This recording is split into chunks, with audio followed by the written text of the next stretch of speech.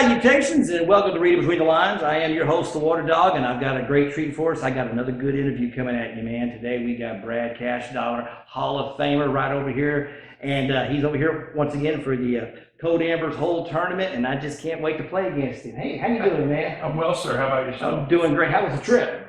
The trip from Columbus to Dallas was wonderful. From Dallas to Beaumont, a little less wonderful. Well, Not too bad. Well, it's not too bad, not too bad. But man, I don't think I've ever played you. I think I met you in Georgia. I want to say Atlanta. You may have, like about 10 years ago. Yeah, and I want to say at the NAC in Atlanta is where I had met you at. Yeah. And that's the thing that rings the bell for me. But hey, man, I put this list of questions together that I've been asking everybody, and I just want to get your opinion, and that's really what I like to get. So what first attracted you to this game?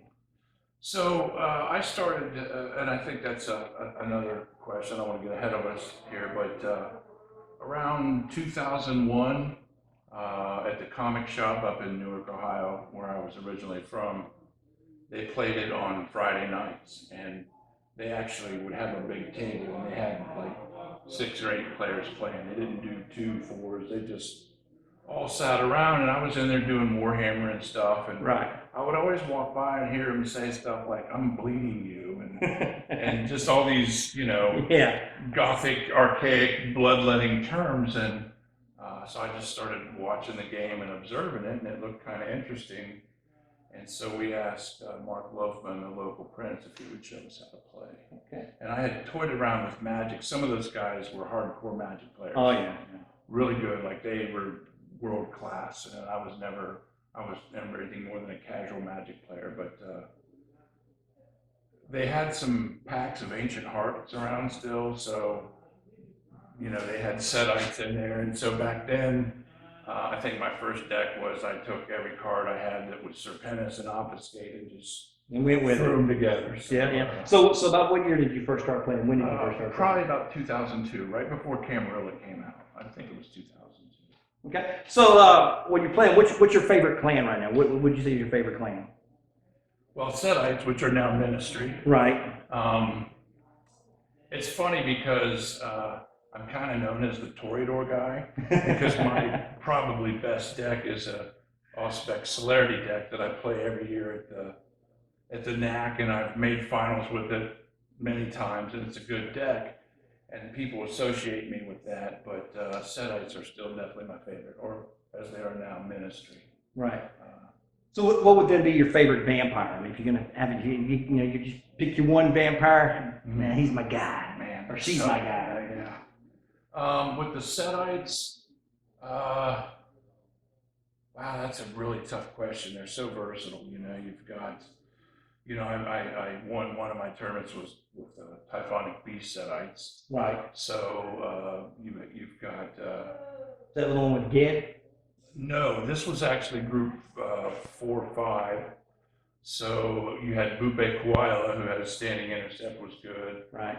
Shemti, and now, of course, in the PDF set, they gave us Glycon, who's group 3. So I changed my crypt from 4-5 to 3-4. So he's got all 3 of the disciplines at Superior. Overall, favorite vamp in the game is probably actually neither a Setite nor a Toreador, but probably Gabrielle de Righetti, the Tremere Justicar, with her 3 votes, 4 superiors, and just super awesome special. Okay. She's probably my favorite vamp. So then, what then is your favorite discipline to play? What do you like as a discipline? It would be almost too easy to say dominate. I would say probably 75% of my decks have presence, though. So probably presence. Okay. For the big bleeds and for the vote push. Yeah, Darby had said the same thing. He thought that presence would be his discipline as well. He was mentioning that. Yeah, that's probably one of my most used disciplines for sure. So you mentioned Toreador. Is that your favorite deck archetype then? Is that your deck archetype that you think is just the one you enjoy playing the most? Probably Intercept Combat. Yeah, that's where I feel most comfortable. There's certainly answers for it. That's one thing I like about the game. There's not, like say in Magic where you had black, it was dominant against everybody. This is definitely a very paper, rock, scissors game. So you can have a phenomenal deck that just has no answer for another type of deck. Yeah. Oh, yeah. Intercepting combat, though, I usually feel pretty comfortable. That's why I always play that Toreador deck. And it doesn't always win, but it usually does pretty well. And I can defend myself pretty well. I've got standing boats and standing bleed, and I can pretty much stop any shenanigans. I don't want that. Now, Usually. when you do your deck construction, do you have like a go-to card? Is there like a card? I got to put this in practically most decks, or that type of thing. Is there a go-to Cashdollar card? My play group would probably tell you, Quick Insight or something like that. But I think I have a Dark Influence. It's a single one in every deck as a prayer card. That was responsible for 2 of my tournament wins because of the timing when I played it, and then the player immediately went to play another one, and I'm like, you can't for the card text. I probably have 2 Dreams of the Sphinx in every deck too. So as far as not worrying about discipline, when I start with the new deck, it'll probably have 2 Dreams and a Dark Influences in it. Isn't it always amazing the timing of when you play the card is probably the most important thing? Absolutely, and it's tough when you have counter spells, right? Like Dark Influences or Suddens, because just because you can play it doesn't mean you have to. You just gotta wait, like like when your prey plays a minion tap, the urge, or a Villain, the urge to sudden that is really strong. Sometimes if you're patient, wait, and then they play the Giant's Blood, then you sudden that. So yeah, definitely timing is key. So what is your favorite thing about VTES? Kind of nail it down. What's your favorite thing? I was telling our play group this the other day. It's super competitive. It requires tons and tons of table talk. And so I'm a talker. So I really enjoy that active part of it. But honestly, because of this crazy kind of obscure card game, I've met, some of the best people in the world. And so for me, just like out there, like tonight, I brought down a bunch of starter decks, and they're like, "Oh, well, you can play regular decks." And I'm okay sitting down playing a starter deck with guys, especially if they're new, right? Because it's a little bit of a challenge for me. And honestly, at this point, it's just about getting to meet people and interact with them and have some good games. Although I will say this, though, I don't know what your experience is in this area, but we've often remarked that out of all the games I've ever played, I've never seen one have people get as angry as they can in this game. The multiplayer thing, somebody can do something to you across table, and that sometimes that's really great, and other times it's just, what are you doing? Well, I mean, when you talk about like cross table, and I teach my players this, I have no problem going across the table. Yeah. I'm trying to win. Now, I mean, it's just, you may not see it from that particular point of view, and I understand it when somebody comes go across against me. So like one of the first rules of combat for me, for example, if you've ever seen my combat chart and I show it to my players, is I always go predator first. If I'm going to enter combat, I go, because usually with a combat deck, the problem with a combat deck is that it doesn't have a lot of intercept because you're entering combat so much, you're trying to be aggressive with it. Right. So to me, especially if you have enters combat ability cards, you always go back to protect your backside. Absolutely. So you protect the backside so that you can then go forward. If nothing else, it sends a message. We joke about that. Always rep your predator's first vampire. But it sends a message. And I've had people say to me, "God, I hate sitting next to you as your predator." Right. Because I know, but sometimes you're right, a proactive defense can be the best thing for you. All right, let's get now to the fun, serious stuff. Here we go. If you could change one rule in the game, just change one rule, what would it be? That's a tough one. That's the one I just was like, man, I'm normally a big fan of if it's not broke, don't fix it. Right. And I know everybody has their opinion on, well, we need to do that and blah, blah, blah. But I think the game overall is pretty balanced. I think the fact that they've only banned a dozen or so cards in all the years speaks to that balance. And this is a minor thing, but probably, so we have events. We have Gehenna events, we have government events, and we have transient events. So I know at one point they retconned all mummies are Bane mummies. So if you're playing Sutek and recruiting a Bane mummy, because Nephrin Ka wasn't a Bane mummy, and they said, well, they all just count as. I wish they would just count all events as the same.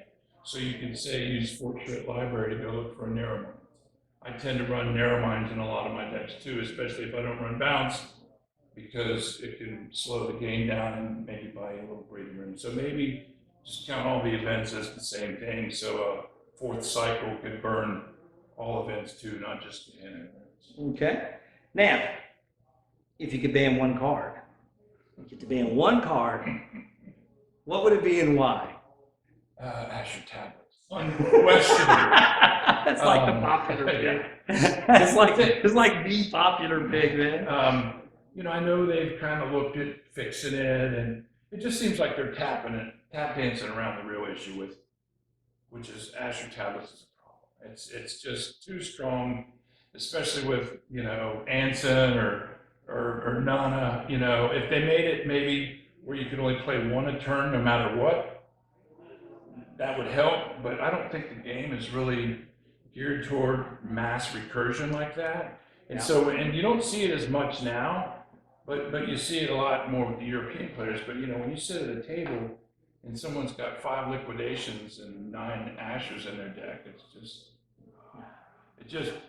I think it makes you lazy and doesn't make you think about your deck ratios, because you know you're just going to recur all the cards you need back in your hand. So Yeah.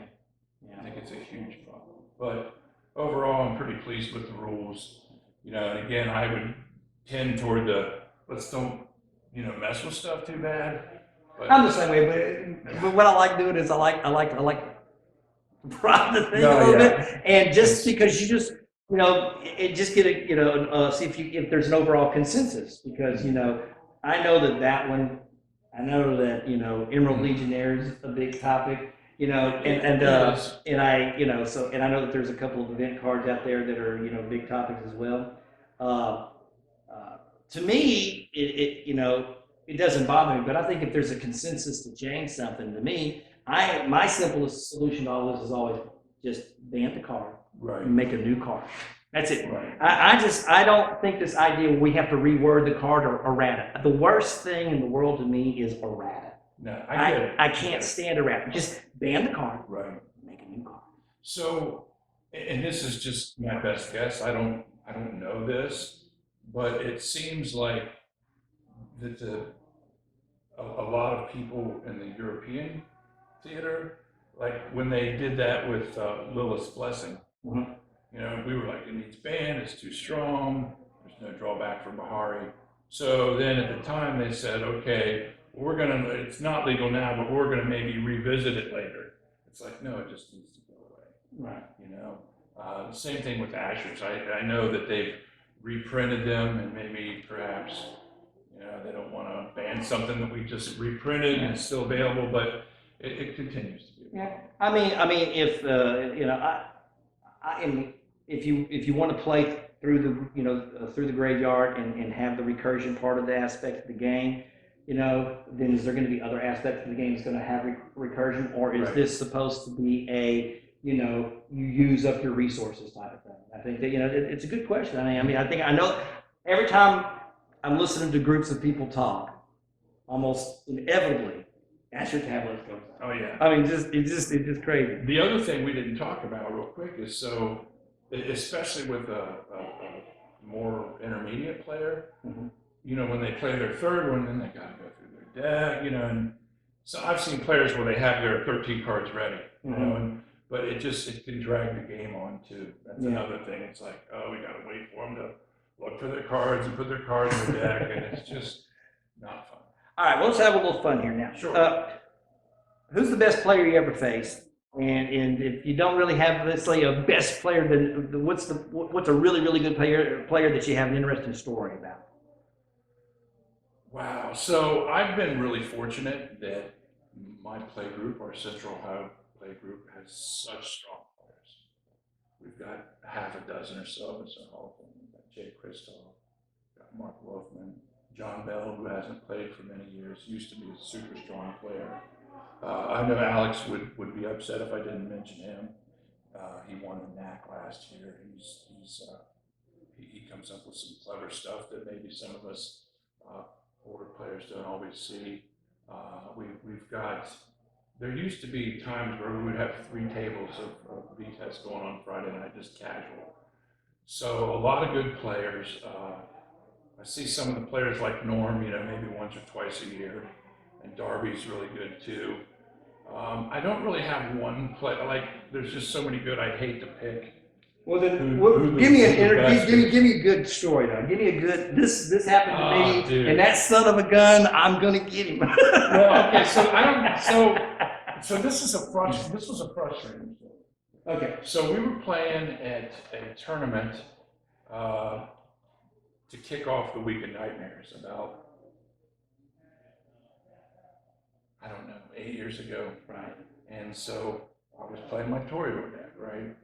So I was in the finals, playing Auspex Celerity, preying on Randy Rustum, who was playing Mono Protean stuff, who was preying on Rod Clausen, playing Demontation Bleed, who was preying on Pascal, who was playing Ishtari Boat, who was preying on another Demontation Bleed, right?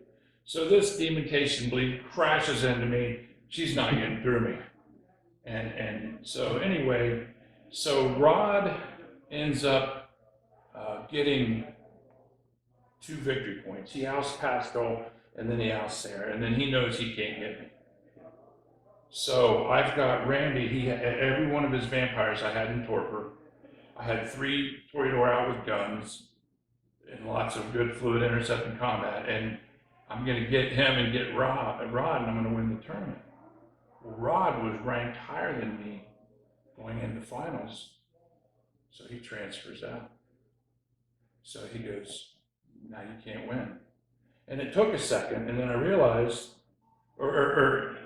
so I'm like, if I get Randy, or he threatened to transfer out, he's like, well, I'm not gonna get you, I'll just, win because I was ranked higher. And so he did transfer out and gave Randy a victory point. So at this point, when I asked Randy, I get 2 victory points, and he had 2, but he was ranked higher than me. And I was so pissed off about that. I'm like, you know what? Screw it. I'm transferring out. F you. Randy gets the win. So we talked about it afterwards. Rod's a great guy. I love him. But he felt that there's no way he was going to get through me. And so since by the rules of the game, you're obligated to play to win, that was a legitimate play. It pissed me off like nothing else. Especially because when you're playing for points, those are things that fall. And I have no problem with that because it's one of the reasons why you watch the points and you see where you're at in the points. And it is part of trying to win. And I have no problem with it. Yeah. That's just call me crazy. No, and so Randy wins, and he's like, yeah, and I didn't have Dominator off specs. And I'm like, every one of your minions was in the dirt and you won because but at that point I figured I can still have some impact on the game. Right. Right. Yeah. So it was, like I said, this game can get really intense and involved and just heated, and especially after a week of 2-a-day tournaments and just grueling and grinding. Well, I'm not like a big time tournament player or anything like that. Right. I go play, these small tournaments out here in the South, stuff like that every once in a while, and just find a casual game and hook up with Norm, and we'll just go grab it, that type of thing, right? Because I just enjoy playing the game. So, the tournament thing, those type of things take care of themselves as far as I'm concerned. I just like to go have fun. And I always think when we go back to what I think is the most enjoyable thing about VTES, it's the social aspect. Oh, absolutely. I would much rather play live with people that I can talk to and people that I can, cuss at, people I can argue with and stuff like that than playing online and stuff like that. I'm just, it's like tonight, we're out here at what, 2 o'clock in the morning right now. We're still playing. Yeah. And we're going to play a couple more. I was going to say, I don't think we're close to done yet, right? Not even close to done. But yeah, it's the social aspect is definitely the biggest thing. All right, last question. Yes. We got to go play some VTES, okay? Now, here we go. This is probably the big one. What's your favorite vampire movie? What is it? Favorite vampire movie? I would probably have to say Dracula with Gary Oldman. Bram Stoker Dracula. Yes, because of the line where he says, "I've crossed oceans of time to find you." The That love always story. resonated with me. The so, love story. yeah. So, Hey, Brad, I appreciate you, man. I appreciate thanks, you man. coming in here. Nice coming down, man. You bet, man. And I'd say good luck in the tournament tomorrow. I'm gonna For need everybody. Right on. Okay. Hey, folks, I appreciate y'all tuning in. Thanks for watching Reading Between the Lines. We're out of here, and y'all take care.